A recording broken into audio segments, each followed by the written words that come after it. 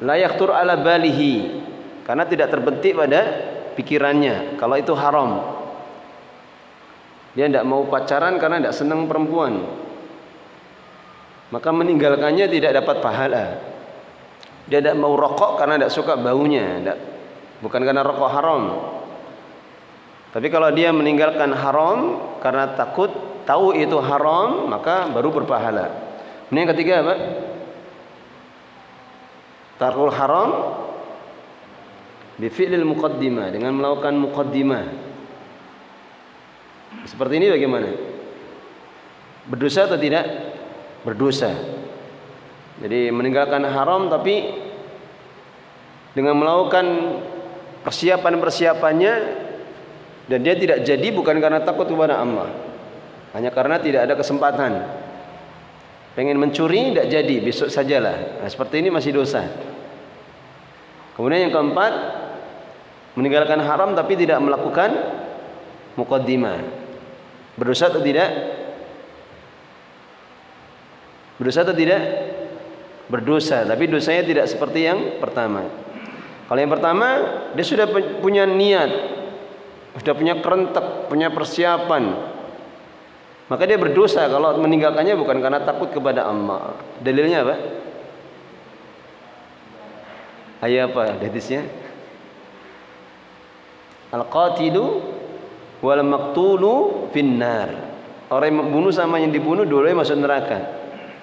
Kalau orang yang membunuh, maka jelas. Kalau orang yang dibunuh bagaimana? Rasulullah mengatakan, kana yakhrisu ala qatli akhihi. Karena tadinya dia sudah punya keinginan untuk bunuh saudaranya, cuman kalah berantem, kalah tukaran, mati dia. Ini tetap berdosa dia. Beda sama meninggal mati karena apa? Membela diri, membela harta, membela kehormatan, membela keluarga. Maka seperti ini Rasulullah mengatakan apa? Syahid. Kalau seperti ini matinya mati syahid. Tapi kalau cuman urusan kepentingan saja dia berantem, maka seperti ini berdosa. Baik. Kemudian kalau yang keempat dalilnya apa? Yang keempat dalilnya apa? 4 macam manusia itu dah. Maka yang terakhir apa? Orang yang tidak diberi ilmu, tidak diberi harta. Terus dia punya keinginan, seandainya aku diberi harta maka akan melakukan seperti apa yang dilakukan fulan dari perbuatan dosa, foya-foya. Maka seperti ini dia berdosa. Karena fil wizri sawa, kata Nabi, dia itu di dalam dosanya sama, karena dia punya niat. Tapi kalau orang meninggalkan dosa karena takut kepada Allah, itu haram, baru dapat pahala. Sampai di sini ya. Baik. Maju sini lah, jangan jauh-jauh.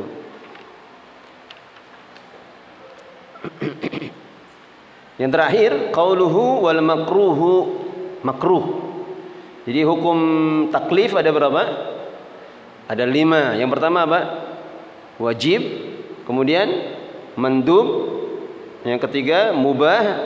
Yang keempat haram. Kelima makruh. Wal makruh kata penulis, ma yusabu ala tarkihi, apa yang diberi pahala ketika meninggalkannya, wala yu'aqabu ala fi'lihi, dan tidak berdosa karena melakukannya.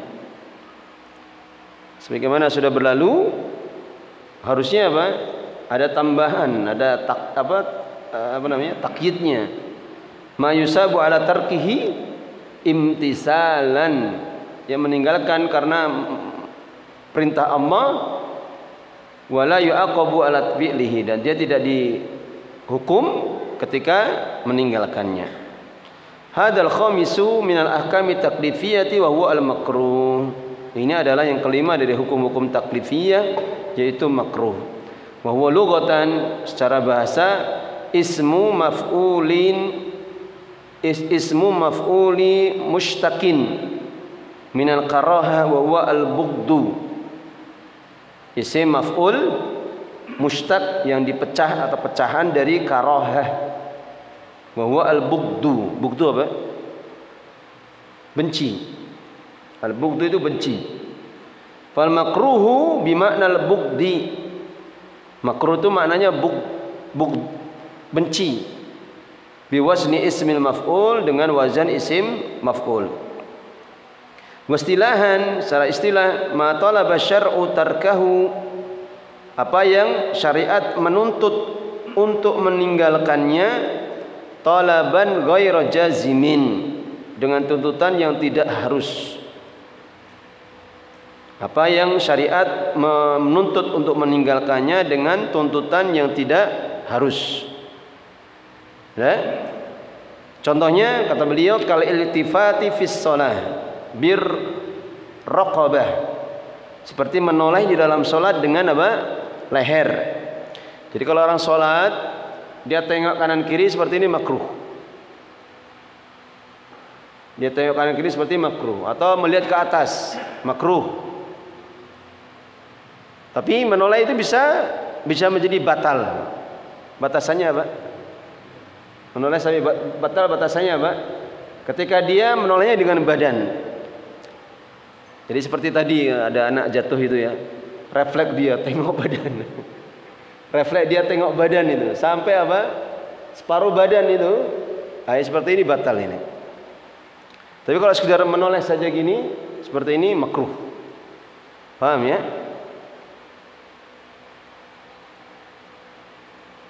Kemudian wal akhdi wal i'ta'i bisyimali, mengambil dan memberi dengan tangan kiri. Memberi dengan tangan kiri atau mengambil tanpa udzur ini. Kalau ada udzur tidak ada masalah. Misalnya tangannya lagi kotor, afan ya, ini tangan kiri. Nah, ini kan ada udzur. Tapi kalau dia lakukan dengan apa? Dengan rela, artinya tidak ada udzur, maka seperti ini makruh hukumnya. Kalau makan dengan tangan kiri gimana? Maka tangan kiri haram atau makruh? Haram. Maka tangan kiri haram atau makruh? Haram. Haram. Minum dengan tangan kiri juga haram. Banyak orang yang kadang tidak sadar, maka minum tangan kiri gitu. Ada orang-orang yang kadang buka puasa di jalan, beli minum santai aja dan makan tangan kiri. Itu haram, dosa. Ya. Kalau saudara mengambil dengan tangan kiri itu hukumnya makruh. Terus wal qaidul awal, qaid yaitu kaitan yang pertama, li ikhraji ma taqaddama fil mahdur, untuk mengeluarkan apa yang sudah berlalu di dalam pembahasan mahdur, yaitu apa? Ma talaba asy-syar'u tarkahu. Keluar dari sini apa?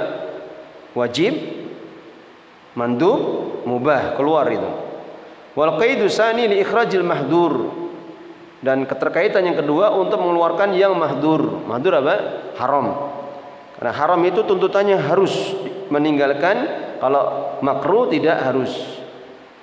Cuman kalau makruh dilakukan terus-menerus ya tidak bagus juga.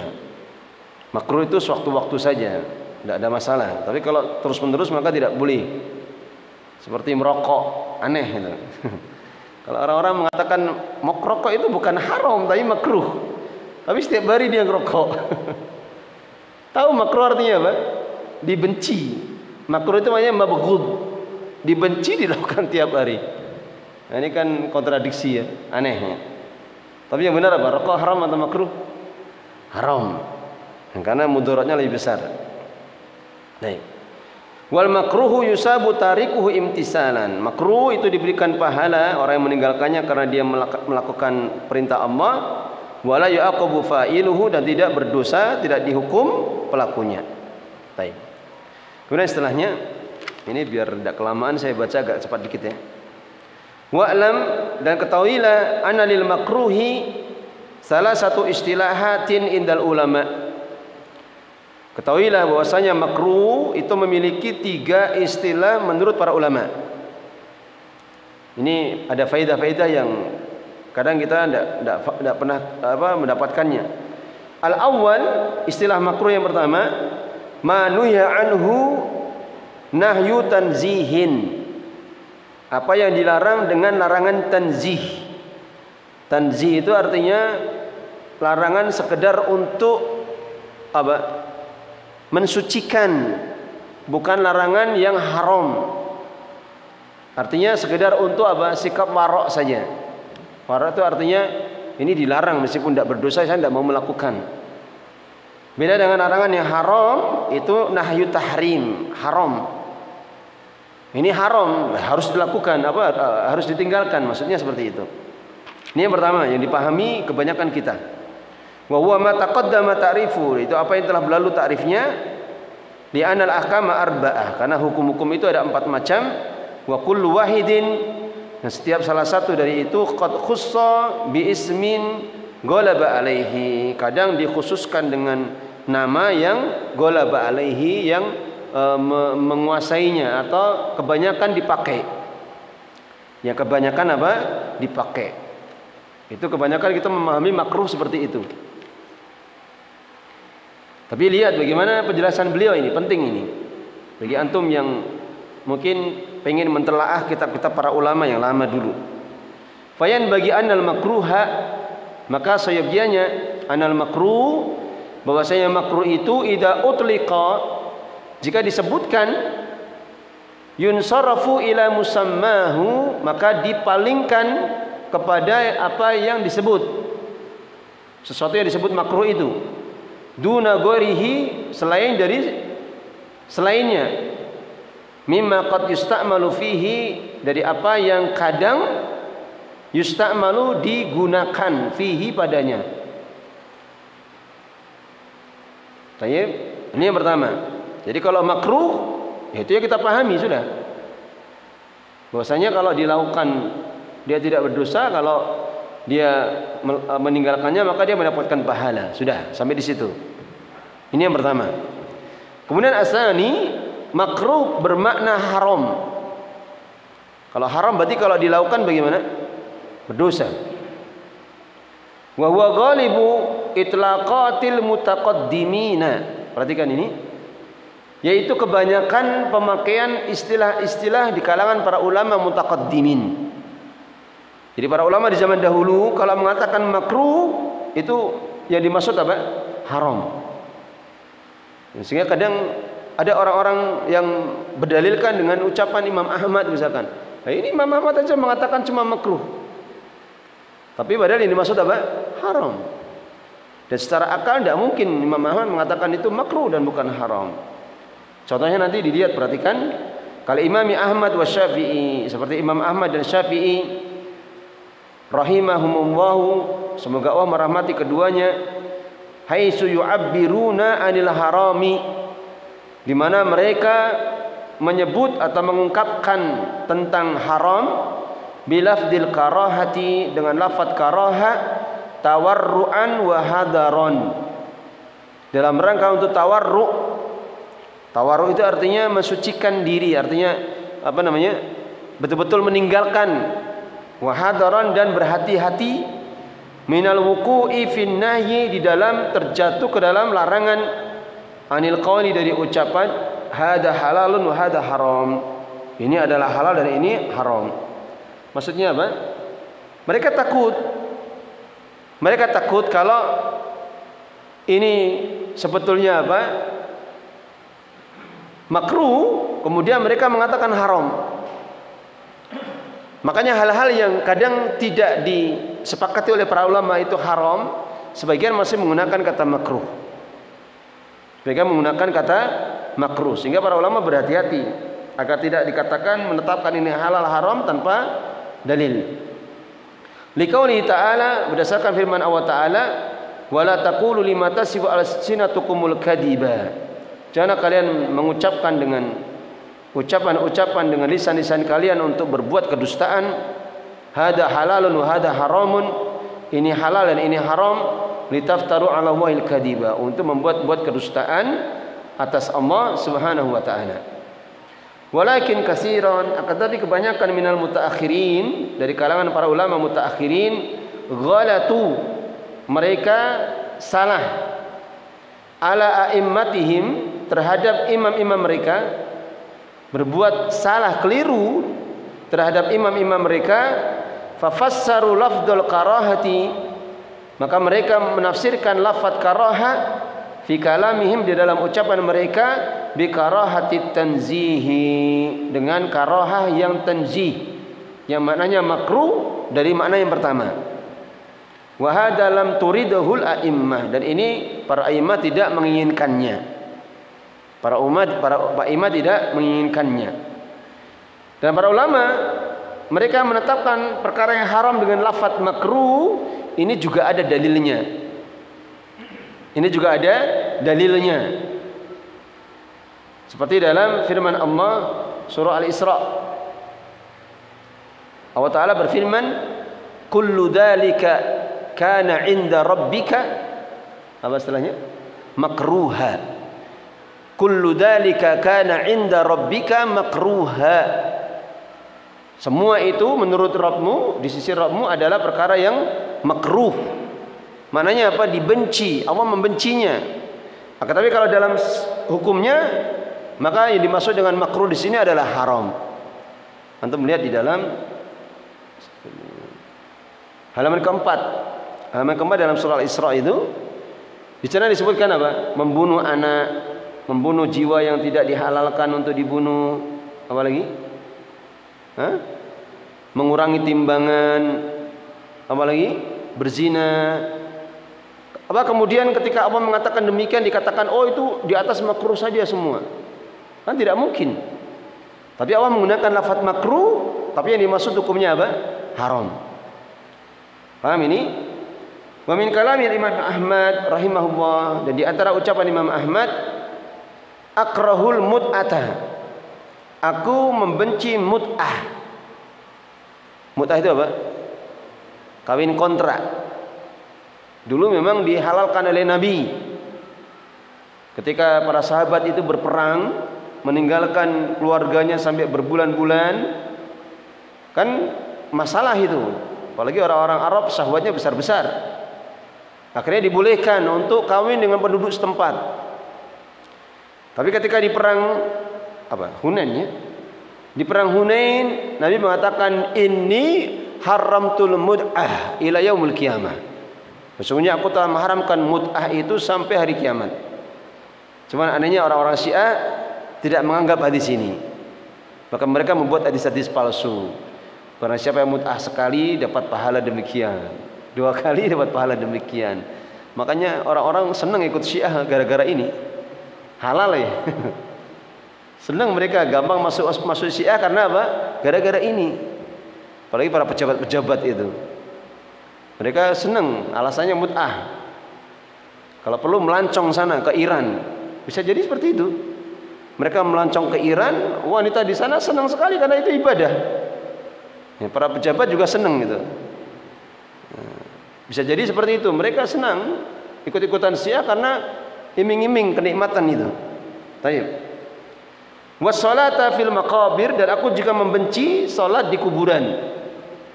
Maka tidak ada ya para ulama mengatakan salat di kuburan itu makruh. Maksudnya apa di sini? Akrah di sini apa? Membenci itu haram. Cuma lafadznya apa? Karaha yakrahu, akrahu. Wa huma muharramani, dan keduanya itu diharamkan. Dan tentunya bisa dilihat di dalam ucapan Imam Ahmad di dalam tempat yang lain, bahwasanya beliau mengharamkan mut'ah dan mengharamkan salat di kuburan. Seperti dalam hadisnya Nabi mengatakan la tusallu ilal kubur wa la tajlisu 'alaiha. Janganlah kalian salat menghadap kuburan dan duduk di atasnya. Maka larangan-larangan di sini larangannya haram. Kecuali kalau salat menghadap kuburan kita tidak tahu di situ ada kuburannya. Nah, ini boleh. Boleh artinya sah. Tapi kalau dia tahu, dia menyengaja, batal sholatnya, dia harus mengulang. Ya, misalkan kita mampir ke masjid, selesai sholat, tengok ke samping, loh kuburan. Tapi selesai sholat sudah. Seperti ini hukumnya bagaimana? Sah, tidak ada masalah. Tapi kalau kita tahu, tidak boleh. Saya tahu di situ ada kuburan, tidak boleh. Kayak masjid pojok itu, yang daun biru mentok itu kan ada masjid besar, Pak. Nah, itu kuburan itu. Nah, ada di terasnya. Ya. Teras tapi di depannya. Pojok di depan sana. Pernah lihat? Karena belum masalahnya. Ada lagi di daerah mana? Merican. Merican itu malah dihauli tiap tahun katanya. Ya tak? Itu di depan itu. Cuman di balik tembok. Tapi ketika memang itu temboknya cuman satu saja, tembok masjid, maka tidak boleh. Dikasih tahu teman itu, tak tunjukkan Ustaz ini. Dibelokkan itu. Lihat di kuburannya. Masya Allah. Itu ternyata dihauli itu. Karena dianggap makamnya wali itu gimana itu. Setiap tahun itu ramai di situ katanya. Sampai macet katanya. Jalannya ditutup sampai. Terus wa fi mukhtasaril khirqi wa yakrahu ayatawaddu'a fi aniyati dhahabi wal fiddah. Imam Ahmad membenci berwudu di bejana atau tempat air yang terbuat dari emas dan perak. Ini para ulama sepakat ini haram. Karena ada ancamannya. Ada ancamannya. Ancamannya apa?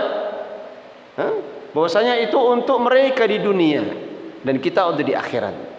Jadi kalau terburu-buru untuk menggunakannya di dunia, nanti di akhirat tidak dapat. Ancamannya seperti itu. Suatu larangan kalau ada ancamannya, maka para ulama sepakat itu hukumnya apa? Haram. Kalau ada larangan, kalau ada ancamannya, maka hukumnya haram. Qala Ibnu Qudamah, arada bil karahati tahrima. Beliau menginginkan, memaksudkan dengan karahah di sini adalah tahrim. Wala a'lamu fi khilafan, dan aku tidak mengetahui adanya khilaf, perbedaan pendapat para ulama di dalam masalah ini. Wa dzalika liqiyamid dalili ala tahrim. Dan demikian itu dikarenakan adanya dalil atas pengharamannya. Memang kalau baca syarah ini sekaligus kita belajar cara mengartikan itu. Kadang kalau diartikan letterlek itu kan aneh gitu, agak susah ya. Amma idza warada lafdzul karahati, adapun jika datang lafaz karahah fi kalamil Imam Ahmad, di dalam ucapan Imam Ahmad, min ghairi ayadulla dalilun, dengan tanpa adanya dalil yang menunjukkan, min kharijin, dari luar, ala iradati tahrim, atas apa? Beliau menginginkan, memaksudkannya itu tahrim, haram, atau tanzi, fakila, maka dikatakan yuhmalu ala karahati tahrim, maka dibawa kepada larangan apa? Yang haram.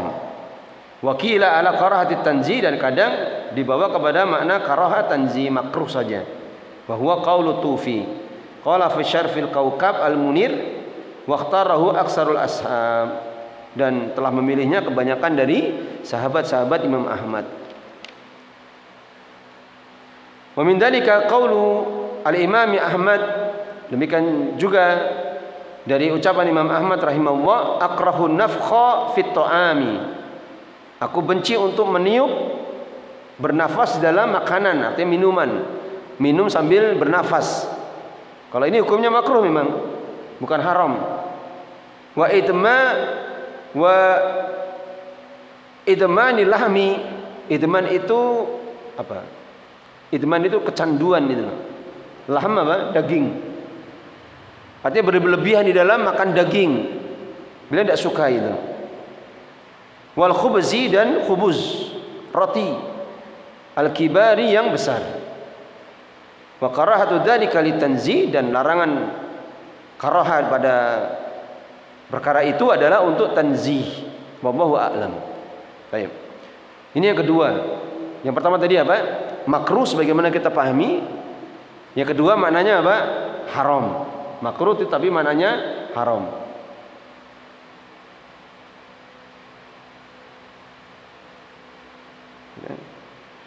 Kemudian wasalisu, yang ketiga, minal istilahati fil lafdzil makruh, dari istilah-istilah di dalam makna lafaz makruh, tarkul aula. Tarkul aula, meninggalkan sesuatu yang lebih utama. Itu maknanya tarkul aula.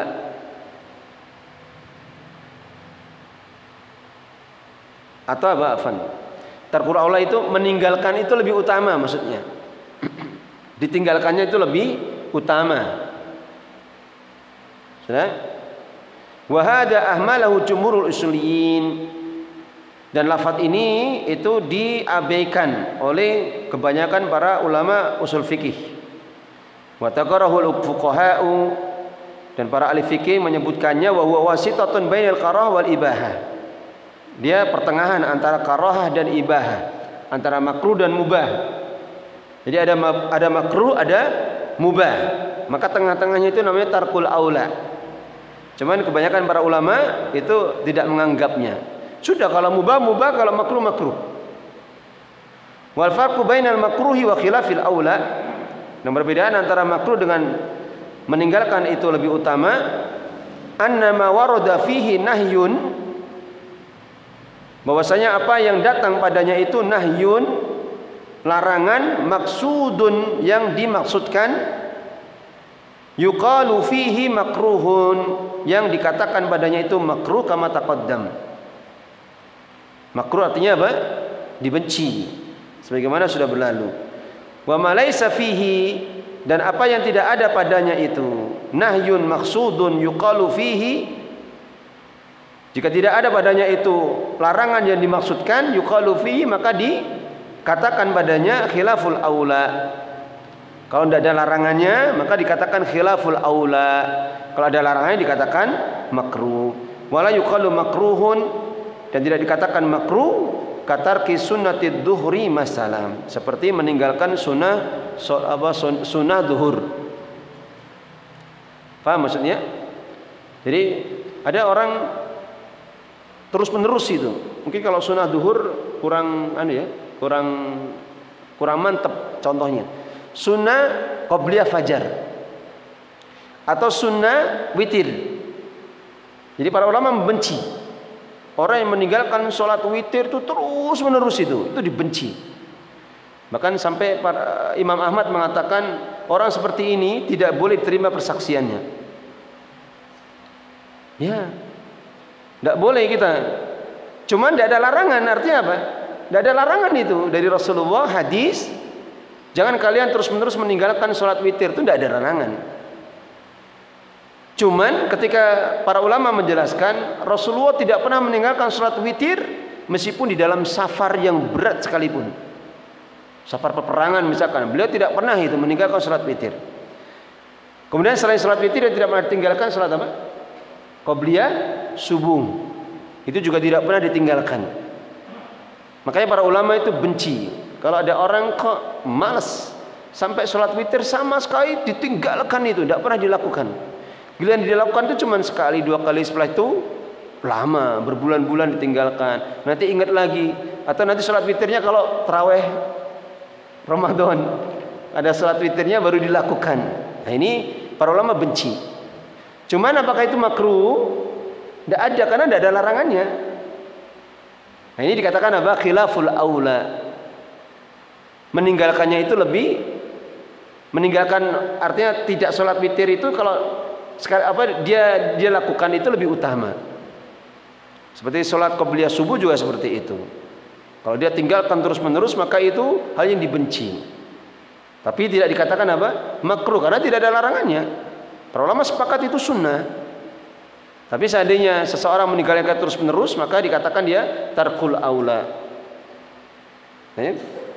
Qala fil bahril mukhit, berkata di dalam bahril mufid, ba'da an arada aqwalal ulama, setelah menyebutkan ucapan para ulama, wa tahqiqu, dan tahqiq artinya tahqiq itu penerapannya, ana khilafal aula, bahwasanya khilaful aula qismun minal makruh. Itu salah satu contoh dari makruh. Wa darajatil makruh, dan derajat-derajat dari makruh.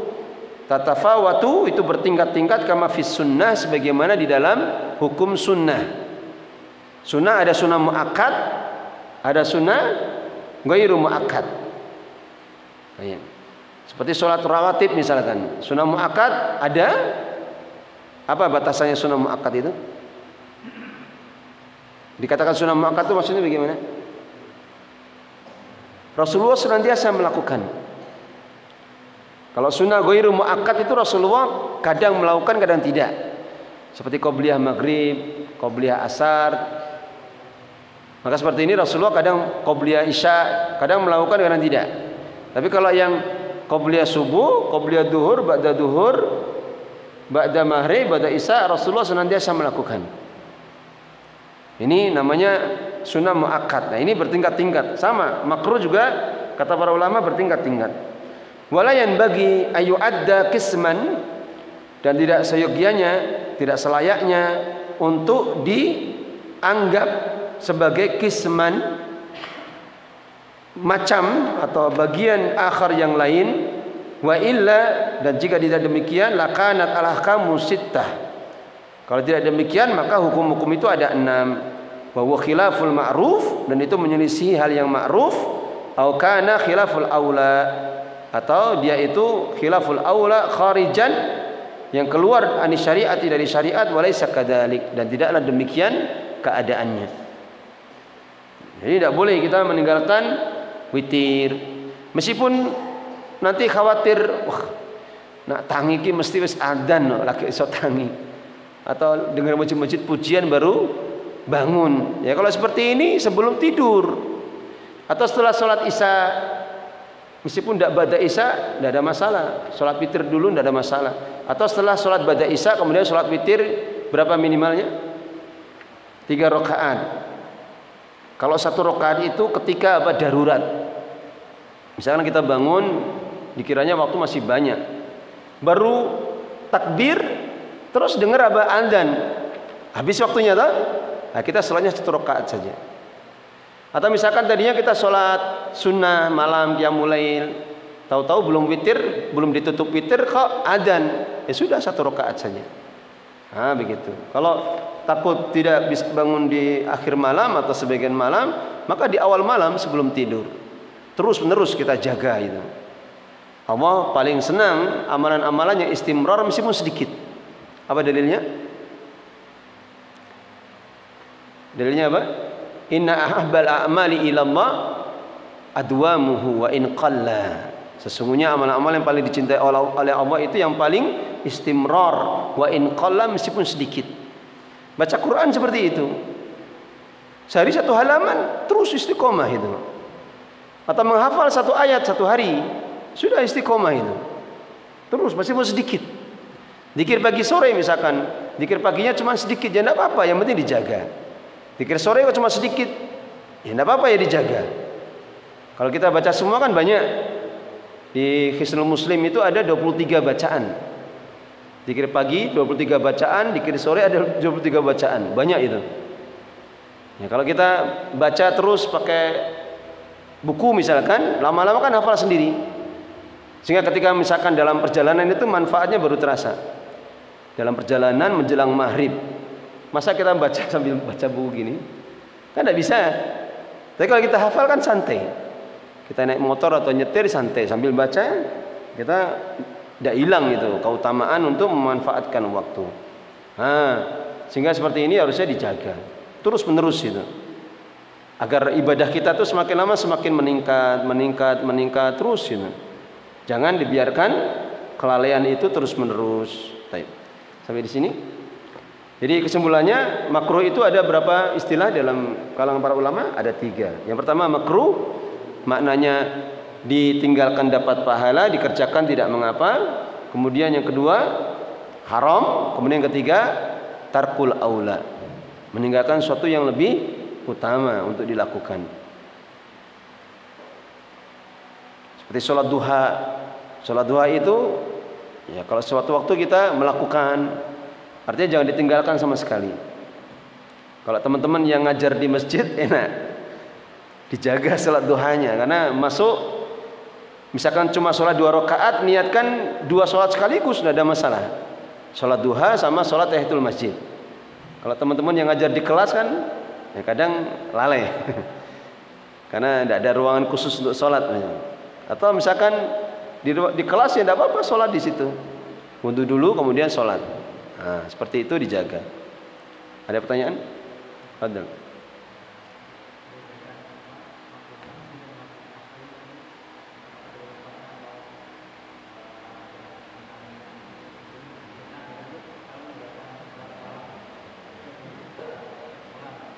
Gimana yang kedua?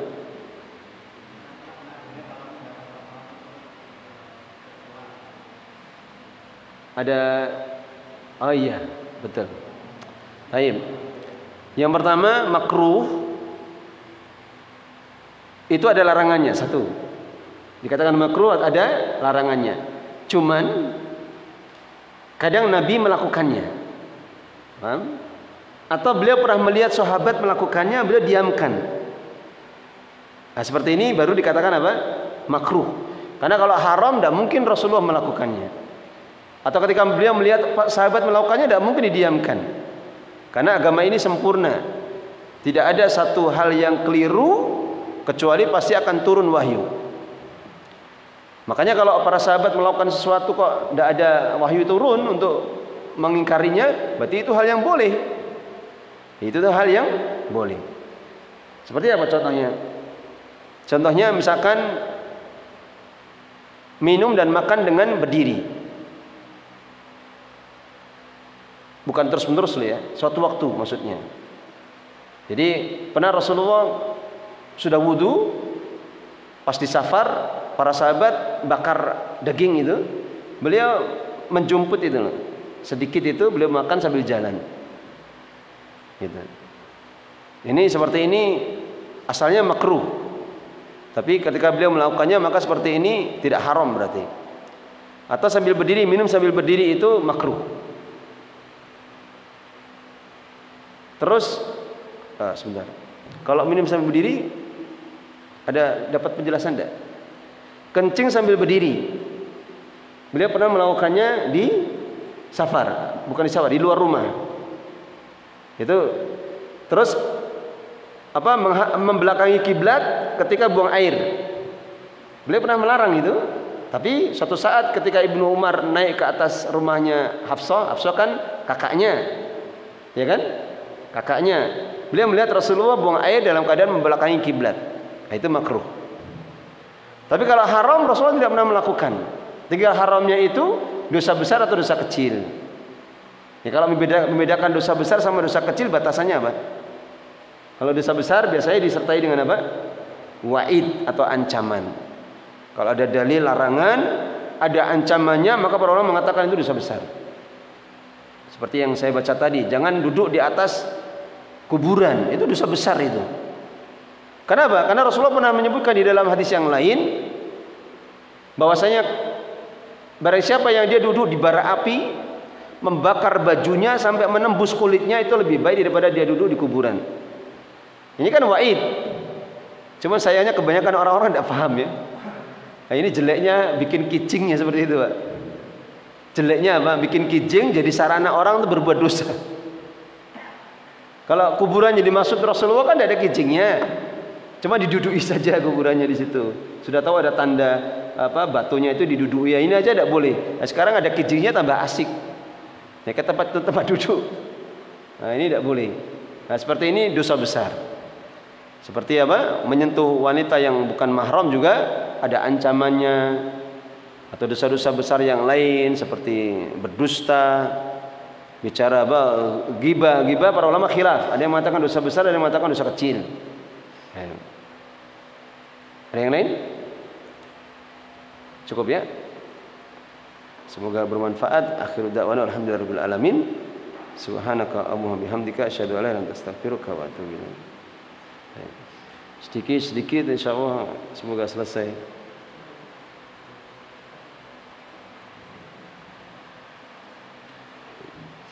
Yang Sabtu soalnya tidak mulai-mulai. Wadul fikih ya. Penting juga itu wadul fikih itu.